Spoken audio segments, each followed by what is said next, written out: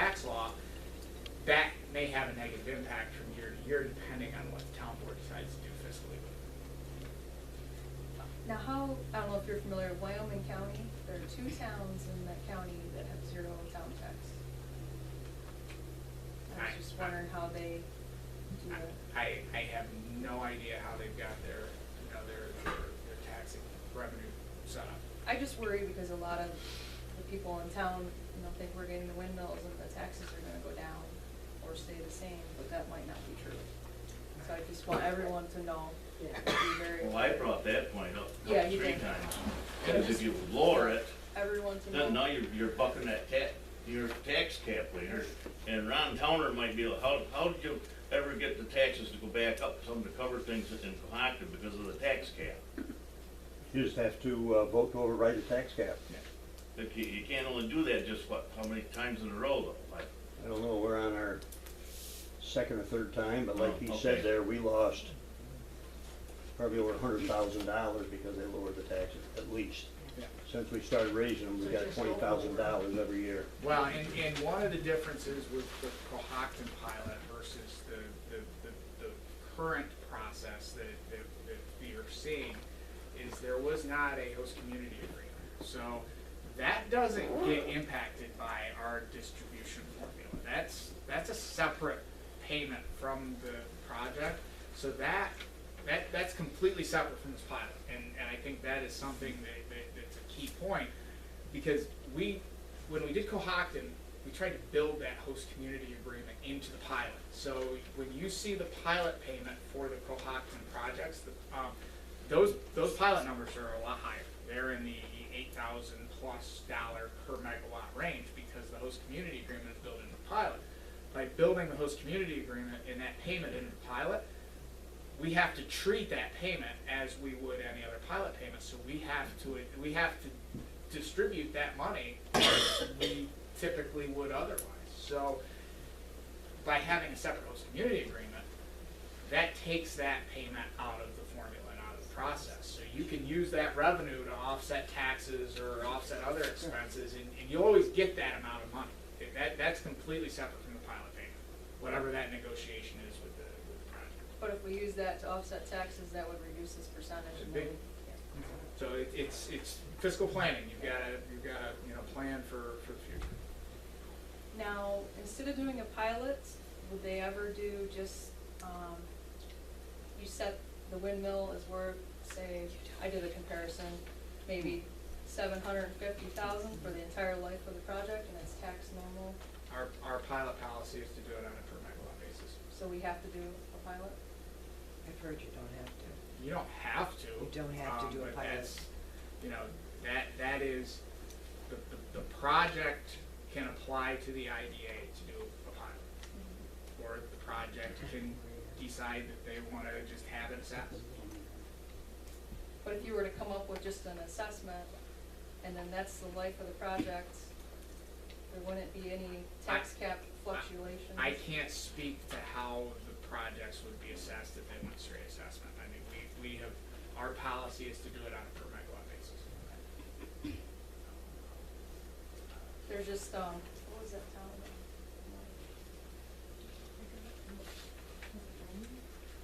I think up in, see, why I asked that is, the pilot ended for a town up by Lowville, and the developer's actually suing the county. Well, when the pilot ends, after the 20 years is up, then the project goes back on the tax rolls as if it was assessed any other way, and then there would have to be an assessment, so they would have to place down those turbines. Because the pilot is not indefinite. It ends, it's a 20-year term. And at the end of the 20 years, the pilot does go away, and those turbines will go back on the tax rolls as if they were, assessed as real property. From a functional perspective, though, often if there's a repowering, they will typically apply for a extension of a pilot. They can. We have not seen that at this point. That is an issue that, as an IDA, we're going to have to deal with in a policy manner. We're going to have to determine whether there is, economic benefit enough to continue or extend a pilot, and that's just something that we don't have a policy for right now, and we have not dealt with. So after the 20 years, if the pilot runs out and let's say the turbine company walked away, would it be the landowners that would be liable for that 100% assessment on the turbines? Is that what you're saying? That's, again, I can't speak to that because that is, going to be determined based on the lease that the property owner has with the project sponsor. Mm-hmm. I mean, a lot of these companies, I've been looking, and they're getting $8,000 to $9,000 per megawatt. Why are we getting just 5,300? That seems quite low. Because most of those have the host community agreement built into the pilot. Mm-hmm. We're getting 7,800 total with the HCA. Yeah.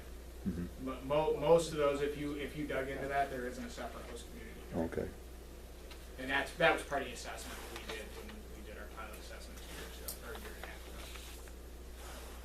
Where do you come up with the 20 years? That has been our standard pilot for most projects. So do you go under New York State property tax law for that? Is that where you get that, or is that just something that IDA came up with? That is IDA determination as far as our uniform tax exemption policy is. So it's not the that. 487? 487 is New York State property tax law. That is a separate property tax that could be provided, but all of the communities in Steuben County have opted out of that. And basically, in essence, forced the developers to go through the IDA for a pilot. So 47 is a 12-year program New York State provides if you opt into it. And the first 7 years is 100% abatement, so there's no tax revenue generated from that.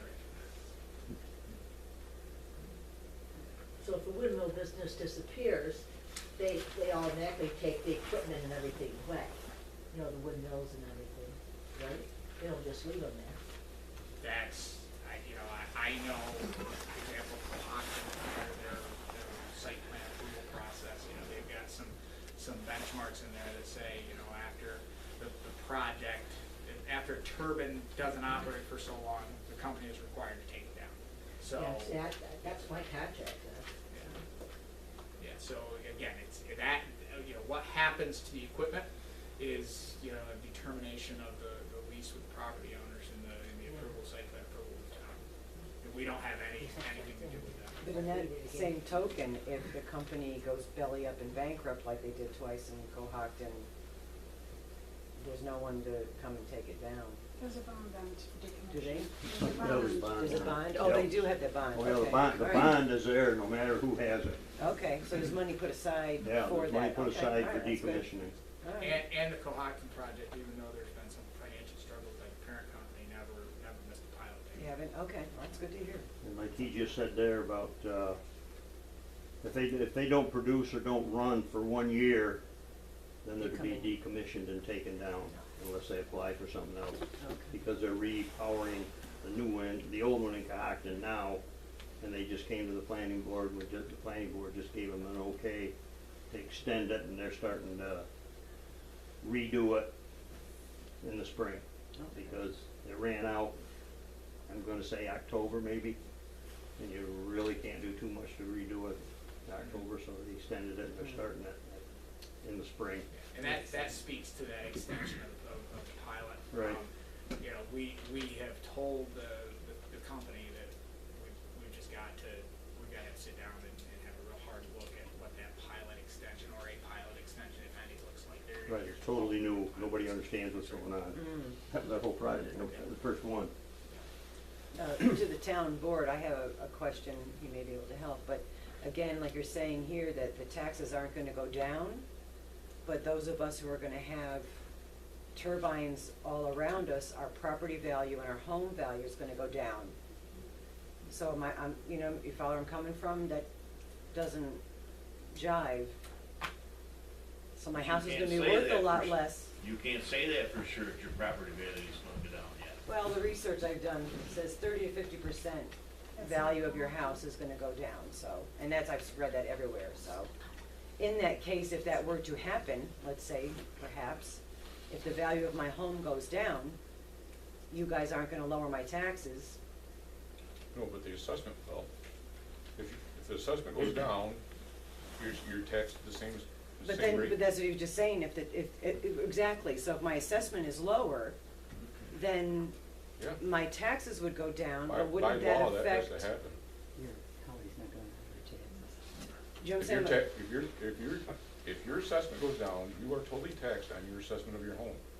So if Who's your gonna- assessment goes down, you will Right. be taxed for that assessment. Who's gonna lower the assessment? Holly's not Well, gonna do it. who knows? Well, That's my, there you go. well, that's my point, but doesn't that affect, but if they do that, wouldn't that affect what you were just saying, that if the taxes go down? No, yours is individual. And you give a break on the taxes, and you're not gonna get as much money in the pilot, that's why I'm Well, confused. because that, you're talking the revenue that you're gonna be paying to the town versus the tax rate that the town is going to charge.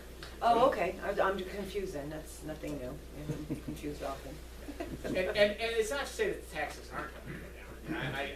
I just want everybody to be aware that that distribution formula is Okay. based on what the Thank you, town Mike. does with the tax rate. So the town could choose to give, a small tax decrease, knowing that the next year there may be a small offset in the revenue that they receive through the pot. It's something that the town needs to be aware of as they're doing their fiscal analysis of what's going to happen. Quick question on the, using that distribution formula for the IDA. I know IDAs have quite a bit of discretion in how the assessment for pilot purposes is done, just like you described, the 5,300 megawatts per tower, that's part of that reasonable discretion.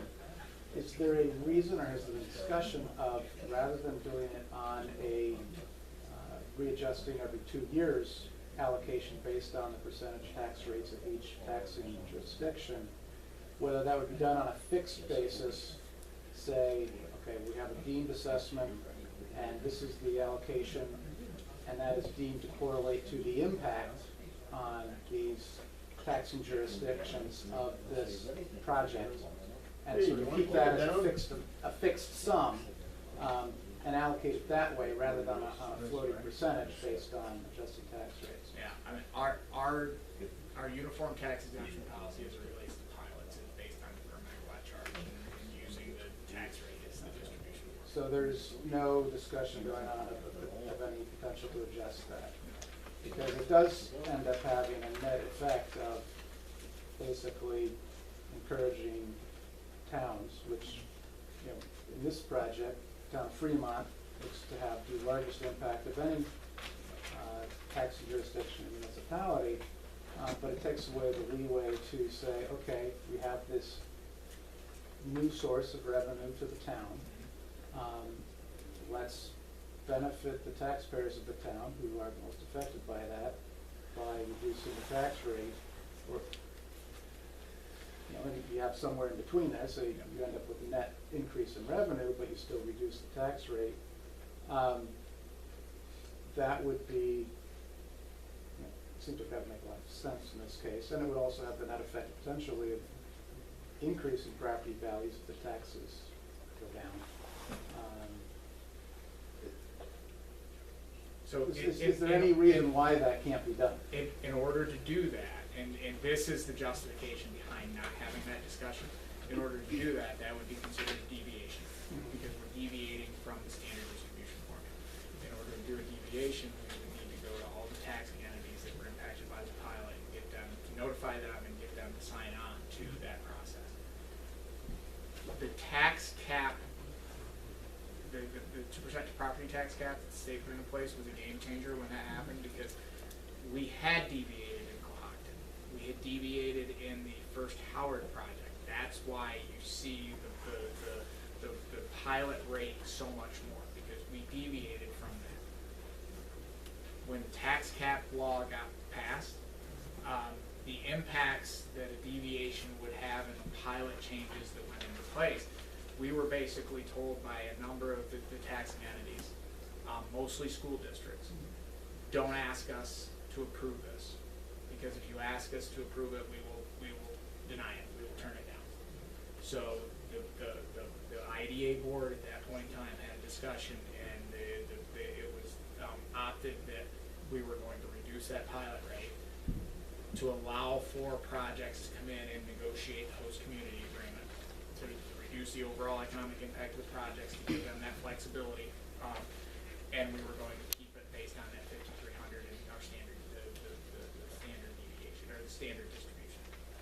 Thanks So for that. that's the Thanks for that reasoning behind explanation. it. The tax cap was a changer, it was a game changer when it came to negotiating pilots for anything. That also explains the supervisor's question of how is it that some towns and other counties Yeah. can do that? They did an allocation based on a fixed amount, not pegged to adjusting percentages. And that was a game changer for all of our pilots, not just wind. You know, the tax cap changed how we negotiate, we meaning IDAs in general, negotiate pilots. So if you have, let's say you have 2 school districts in our town. Do you pick a school district, or do you split it up No, between school districts? it's allocated by geography, so if there are 3 turbines in one school district and 30 in another, we actually do the calculation based on the number of megawatts that are being generated by those 3 turbines, and that school district gets their portion based on the distribution. So you could have 3 turbines that were actually, the town may get more or less depending on what the school tax rate is. And then the rest of them, you'd be getting another calculation based on what the tax rate was for that particular school district and how that distribution. So we actually break those up by the number of megawatts that is being, approved for whatever school district. And we have that with a couple of our projects where we've got, multiple school districts. Thank you. In the past, Mike Berlin had stated here that he'd worked with you on the 239M. I was wondering if you could just elaborate on that a little bit The 239 now. in regards to our wind law here in the town. All that Mike did was keep me informed of the process. Oh, okay. That there wasn't any back or forth. It was just basically keeping me aware of the process and the discussions that were ongoing with the town and how that was impacting the project. Okay, thank you. Does the IDA offer the wind company any kind of exemptions from sales tax? Yes. The benefits that are granted to a project, assuming they apply, are sales tax benefit, mortgage tax benefit, if there's assuming there's going to be a mortgage, and then property tax. And that's standard IDA practice Is for all that of our 100% projects. sales tax exemption?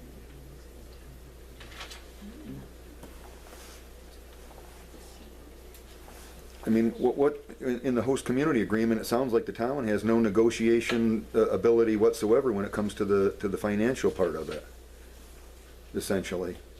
We don't get involved in the negotiations for host community agreement. Mhm. It's between the community and the developers. Because if we got involved, our attorneys have told us, then we have to treat it as if it were on, even if we were sitting at the table trying to help negotiate. So will the turbine be deemed industrial, commercial, or agricultural? That's your determination. As far as the way it's zoned or the way it's assessed, that's your determination. We don't have any, we don't place any value for things like special district taxes or anything. That's how you classify that is completely the town's discretion. Because we don't get involved in the assessment, so that's again another reason why we go down the per megawatt side. Okay. Anything else, though? As far as the pilot and talking about the HCA, basically what the IDA does to facilitate the HCA is basically leave some money on the table in the pilot negotiations, essentially. Yeah, because again, we've been directed by our attorneys that if we get involved in those discussions, then it becomes viewed or could become viewed as part of the pilot, and we would then have to, those revenues could have to be distributed amongst the taxing entities.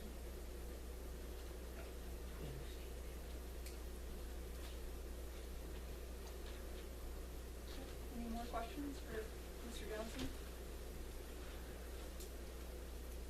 well, thank you, and anytime, you need